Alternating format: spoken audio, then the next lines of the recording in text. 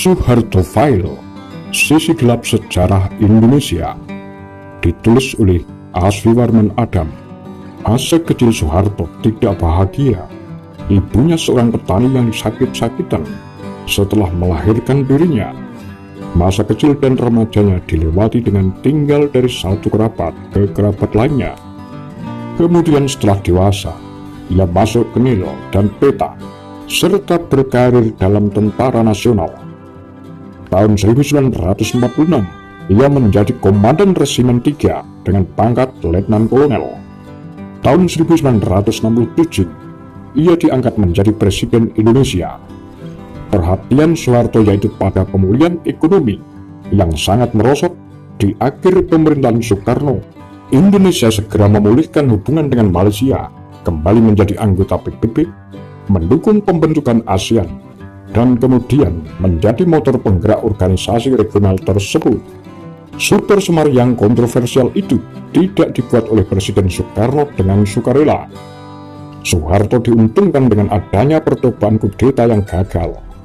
Soeharto bisa saja berdalih bahwa ia tidak memaksa Soekarno, tetapi kenyataannya ketiga jenderal pembantunya telah membuat Soekarno dalam keadaan terpaksa untuk membuat surat perintah 11 Maret tersebut. Apalagi pada tanggal 11 Maret 1966, dalam buku ini dijelaskan bahwa ada pasukan yang tidak memakai tanda pengenal berkeliaran di sekitar istana, sehingga Soekarno memutuskan untuk meninggalkan istana pergi ke Bogor. Selain kasus mengenai Super Semar, Soeharto juga terlibat dalam pelanggaran terhadap kemanusiaan dalam kasus Pulau Buru. Mereka yang dibuang ke Pulau Buru adalah orang-orang yang termasuk dalam golongan B, yaitu orang yang tidak cukup bukti untuk diadili. Sebanyak 10.000 orang dikirim ke Pulau Buru dalam beberapa rombongan. Mereka semua diwajibkan untuk melakukan kerja wajib di bawah pengawasan orang-orang bersenjata. Mereka tidak tahu sampai kapan mereka di sana. Namun atas desakan dari Lembaga Hak Asasi Manusia Internasional, menyebabkan pemerintah Indonesia terpaksa membebaskan tahanan itu.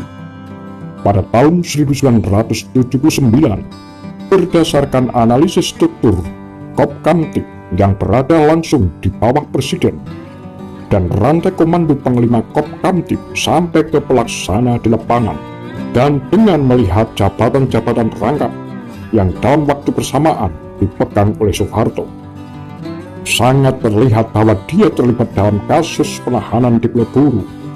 Soeharto terindikasi membiarkan pelanggaran hak asasi manusia di sana.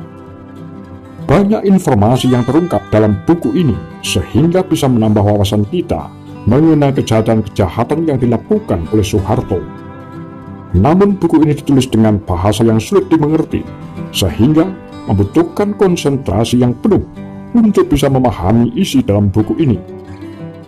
Pendekatan yang digunakan adalah pendekatan sosiologi karena memberikan penjelasan, eksplanasi terhadap perilaku-perilaku sosial dalam sejarah Soeharto tersebut. Perilaku-perilaku sosial dalam sejarah Soeharto tersebut lebih dilekatkan pada makna subjektif dari seorang individu atau pemimpin dan bukan perilaku massa.